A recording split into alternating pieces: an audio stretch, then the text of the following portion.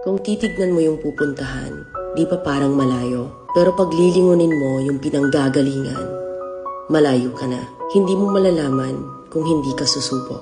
Ang buhay ay isang malaking sugal. Kung lagi kang takot sumugal sa isang bagay dahil takot kang mawalan, mauubos lang kung anong meron ka. Kung hindi ka mawawalan, hindi ka rin magkakaroon. Kung ano man ang mga desisyon mo ngayon, yun ang magiging buhay mo bukas. Lakasan mo lang yung loob mo. Dahil ang mundong to, aapakan lang ang mga mahihina. Ibangon mo palagi ang sarili mo. Balang araw, magugulat ka na lang na ang layo na pala ng narating mo. Kahit mabagal ang progress, basta may usad at kumikilos ka, okay na yan. Wala tayong magagawa. Ganyan talaga ang proseso ng buhay. Lahat tayo nakakaranas ng hirap. Hindi natin alam kung hanggang kailan tayo dito sa mundo. Kaya mas piliin mo maging mabuting tao.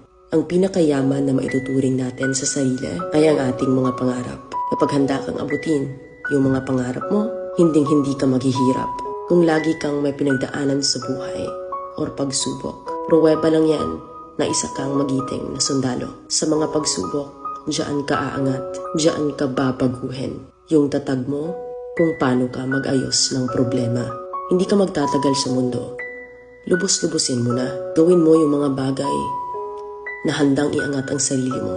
Huwag mo isipin yung mga sinasabi ng iba at huwag na huwag kang panghihinaan ng loob dahil lahat ng tao ay may iba't ibang desisyon at iba't ibang sitwasyon.